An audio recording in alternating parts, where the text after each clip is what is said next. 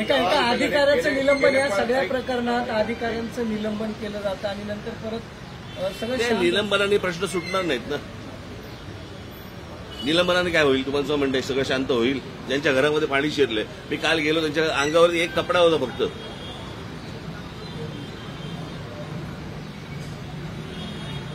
आता समजा तिथे रोगराई वाढली, ते कोण बघणार? एक अधिकारी निलंबित करून काही होत नाहीत ना, प्रश्न सुटत नाहीत असे. राज्य सरकारला स्वतःला याच्यामध्ये सर्वांनाच, मुख्यमंत्री उपमुख्यमंत्री यांना स्वतःला लक्ष घालावं लागेल याच्यामध्ये.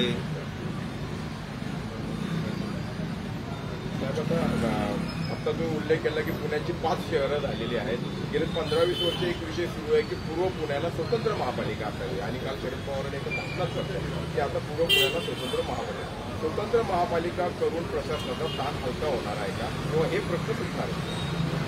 मला बघा, मुळात पहिल्यांदा एखादं शहर असतं तिथे खूप एजन्सीज काम करत असतात, बरोबर आहे. मी काल म्हटल्याप्रमाणे साधारणपणे मुंबई महानगरपालिका आहे, म्हाडा आहे, अजून काही इतर काही सगळ्या तशा पुण्यामध्ये पण आहेत. या सगळ्या ज्या काही आपण काय संस्था ज्या काही म्हणू आपण सरकारच्या, यांची एकत्र कधी बैठक होते का?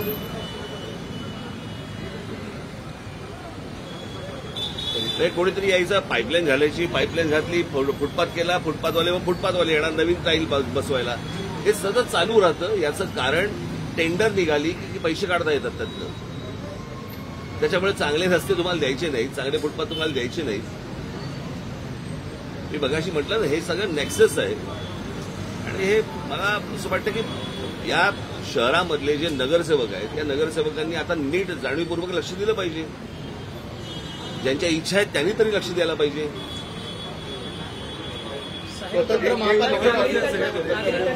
नाही, मी परत तेच सांगतो ना, आता एक असली काय आणि स्वतंत्र असली काय. मुळात जर ह्यांच्या बैठका जर होणार नसतील तर तेही बरबाद होणार. या शहराबद्दलचा अनेक मौत झालेले पाहायला मिळेल. फुलाची वाडीमध्ये त्यांचं म्हणणं असं की आता आमचा मुलगा गेला, आम्हाला मदत नको पण कायमस्वरूपी द्या. तिथंही नेमकं नागरिकांनी म्हणणं काय मांडलं? मी काल त्या भगिनीशी बोलत होतो. मला त्यांचं हिंमत त्यांची की 2-3 दिवस झाले त्यांचा मुलगा गेलाय, आणि त्या ज्या प्रकारे बोलत होत्या की माझा मुलगा गेलाय, आता तो काय परत येणार नाही, परंतु या सगळ्या गोष्टीला एक सिस्टीम लागली पाहिजे. मला असं वाटतं की हे जर एका मातेला कळू शकत असेल, हे प्रशासनाला नाही कळत. हे तर येऊन नुसते बसलेले आहेत. हो, इथे स्वतःच्या पोटचा गोळा गेलेला आहे पोटातला, स्वतःचा मुलगा गेलाय तो. आणि 3 दिवसानंतर या हिमतीने त्या बाई बोलत होत्या. मला खरंच आश्चर्य वाटलं.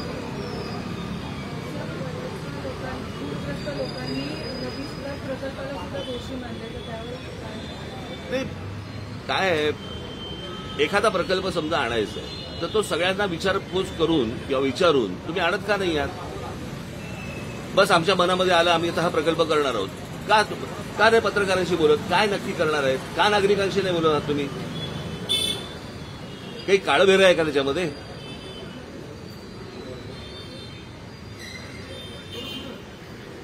विचारायला गेल्यानंतर ते सांगणार नाही वरून सांगितलं गेलं. वरून म्हणजे कुठून? आभाळातून?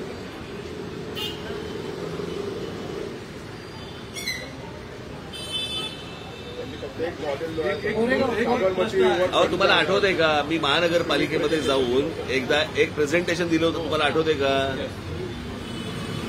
बरोबर की नाही? त्याच्यानंतर या सगळ्या गोष्टी सुरू झाल्या. मग मला असं वाटलेलं एक प्रेझेंटेशन जर मी महानगरपालिकेला तुमच्या समोर देऊ शकतो, बरोबर ना? तिथे इतर नागरिकही आले होते, सगळ्यांसमोर दिलं ना. म्हणजे त्याच्यामध्ये काही लपवाछपी नव्हती ना. मग जर समजा केंद्र सरकारच्या कोणत्या तरी एका आर्किटेक्टने असं येऊन इकडे कामं करायची आणि नदी सुधार प्रकल्प करायचा, दाखवा लोकांना, सांगा लोकांना तुम्ही. एक महत्वाचं तुम्ही वारंवार टाउन प्लॅनिंगचा उल्लेख करताय. शहराचा मूळ प्रॉब्लेम हा अनऑर्गनाइज्ड एक्सपान्शन ऑफ सिटी हा एक याचा आपण मुद्दा धरला तर एकेकाळी या शहरात मनसेचे सुद्धा 1829 नगरसेवक होते. शहर वाढत असताना महाराष्ट्र नवनिर्माण सेना एक राजकीय पक्ष म्हणून आणि तुमचे लोकप्रतिनिधी म्हणून सुद्धा या सगळ्या प्रोसेसचा एक भाग राहिलेला आहे. आता येणाऱ्या निवडणुकांमध्ये मग तुम्ही नक्की कशा पद्धतीने या गोष्टी सगळ्या अॅनालाइज करणार आहात? मला आणि लोकांचा प्रश्न पण माझं असं म्हणणं आहे की महानगरपालिकेकडनं डेव्हलपमेंट प्लॅन फक्त येता कामा नये, टाउन प्लॅनिंगचा प्लॅन देखील आला पाहिजे.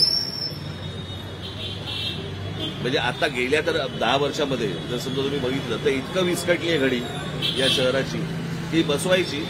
मला असं वाटतं आपापसातले हेवे दावे बाजूला सारून सर्व राजकीय पक्षांनी जर एकत्र बसलं तर या शहराचा प्रश्न सुटेल.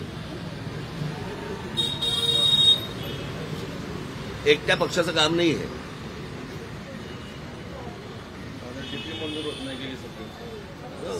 टाउन प्लॅनिंग हा जो विषय आहे तो तुमच्या अजेंडावर अगदी पक्ष स्थापनेपासून राहील. म्हणजे मुंबई, नाशिक, नागपूर प्रत्येक ठिकाणी तुम्ही प्रेझेंटेशन दिलं, पुण्यासाठीही तुम्ही बेस्ट प्रेझेंटेशन केलं. तर मग शासन किंवा सरकार या सगळ्या टाउन प्लॅनिंगसाठी आणि स्ट्रक्चरसाठी कुठेतरी कमी पडतंय का? आणि अर्थातच ना, अर्थातच त्यांचं लक्षच नाहीये कोणाचं. म्हणून आपण तेच बोलतो असं नाही का वाटतं मला. मी मगाशी तुम्हाला सांगितलं की सगळ्या एजन्सीज एकत्र काम करत नाहीत, त्याच्यामुळे झालेला हा सगळा विचका आहे. आता फ्लडलाईनचा एक मुद्दा आहे. फ्लडलाईनची पुन्हा नव्याने आखणी करावी, कारण ज्या पद्धतीने बांधकामं झालेली आहेत त्या पद्धतीने फ्लो येतो. अनेकांचा असा दावा आहे की जेवढ्या प्रमाणात पाणी सुटल्यानंतर म्हणजे इथपर्यंत पाणी येतं. मला असं वाटतं आपण ना ज्या गोष्टी बोलतो ना हे रॉकेट सायन्स नाहीये. हे अत्यंत सहज शक्य होणारी गोष्ट आहे ही. पण याच्यामध्ये जर समजा मुळापासून जर समजा तुम्ही बसलात आणि त्याच्यावरती जर समजा खर्च झाला आणि लोकांना कळलं की याच्यातनं उद्या समजा अशा प्रकारे बघा पाऊस पडणं हा काही तुमच्या माझ्या हातात नाहीये, पण उद्या अशा प्रकारचा पाऊस पडल्यानंतर ज्याला गेट्स ओपन होतात ती गेट्स ओपन झाल्यानंतर लोकांना याचा त्रास होणार नाही. या प्रकारचं कोणतं प्लॅनिंग आपल्याला करता येईल? आज जर समजा मुख्यमंत्री उपमुख्यमंत्री 2 आहेत, एक तर पुण्याचेच आहेत, बरोबर ना? म्हणजे ते नसताना पण धरण वाहलंय, एवढं पाणी पडलं. आता मला असं वाटतं की त्यांनी ह्याच्यामध्ये लक्ष घालायला नको का? हे काही जगात पहिलं एकमेव शहर नाहीये की ज्याच्यामधून नदी जाते. जगात अशी सगळीच शहर आहेत की ज्याच्यामधून नदी जाते. तर ते काय करतात आणि मग आपल्याकडे का नाही होत गोष्टी? इलेक्ट्रिकच्या पोलला दिवे लावायचे हे उद्योग करण्यापेक्षा मला असं वाटतं या विषयांवरती लक्ष घातलं पाहिजे. दुसरा एक ज्वलंत विषय जो एमपीसीचे पण विद्यार्थी आहेत, बीपीसीचे पण विद्यार्थी आहेत त्यांना लागू होतो तो म्हणजे मोठी दिव्यांगत्वाची प्रमाणपत्र घेऊन सरकारी नोकरीमध्ये शिरणाऱ्यांचं प्रमाण. म्हणजे आजच मुंबईला असे 9 उमेदवार किंवा अधिकारी म्हणून जे महाराष्ट्राच्या प्रशासनात दाखल झालेत अशांचं होतंय. पूजा केळकरांचं प्रकरण तर आपण पाहतो आहोत आणि खास करून यूपीएससी किती विश्वासार्हता आहे तर ती कुठेतरी यामुळं. मी तुम्हाला एक गोष्ट सांगू का, हे यूपीएससी आणि या सगळ्या गोष्टींवरती लक्ष देण्यात अर्थ नाही. मुळात सरसकट सगळ्यांना जोपर्यंत शासनाची, न्यायाची किंवा म्हणजे कायद्याची भीती वाटत नाही ना तोपर्यंत हे अशाच गोष्टी होत राहणार. ही भीती तुम्हाला खालपासून वरपर्यंत सर्वांना वाटली पाहिजे की ह्याच्यातनं सुटका नाही. बरोबर की नाही? आता साधारणपणे इथे त्या पोर्शेचा ऍक्सिडेंट झाला काय त्या गाडीचा, त्या पोर्शे गाडीचा ऍक्सिडेंट झाला की नाही? पण जी 2 मुलं गेली त्याच्याबद्दल कोणीच चर्चा करत नाही. त्यांच्या आई वडिलांचं काय झालं, त्यांनी पुढे काय करायचं वगैरे ह्याच्याबद्दल चर्चाच नाहीये. तो श्रीमंत कोणतरी पोर्शे घेऊन गेला म्हणून बातम्या त्याच्याच येतात.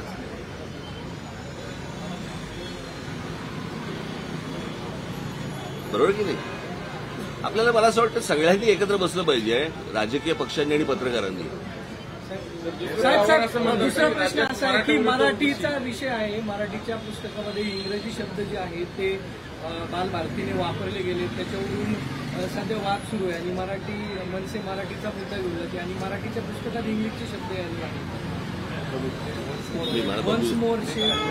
मला बघू देत म्हणून तर सांगितलं. दुसरं असं पवारांनी म्हटलं की महाराष्ट्राचं मणिपूर होऊ शकतं, विशेष करून मराठवाड्यात जो जातीयवाद वाढलाय, मराठा वर्सेस ओबीसी, त्यांचं हे भाष्य आणि तुम्ही यापूर्वी पवारांवर जे तुम्ही भाष्य केलेलं आहे एकूण पवारांच्या राजकारणावर तुम्ही कसं बघताय सगळं?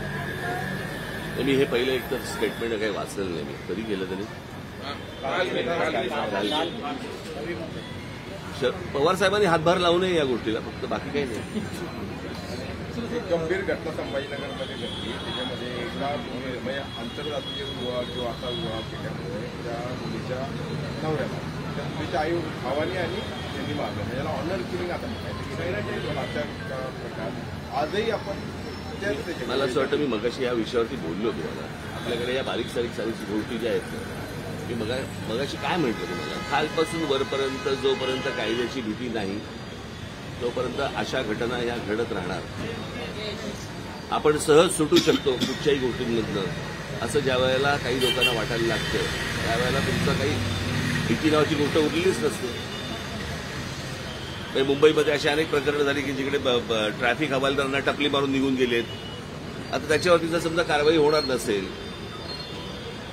तर मी तुम्हाला खास करून परदेशातली गोष्ट सांगतो तुम्हाला. परदेशामध्ये तुम्ही पोलिसाला हात लावून दाखवा, हात मारणं बिरणं लांबचं राहिलं, तुम्ही फक्त हात लावून दाखवा त्याला आणि त्याच्यानंतर त्याला सोडवून दाखवा.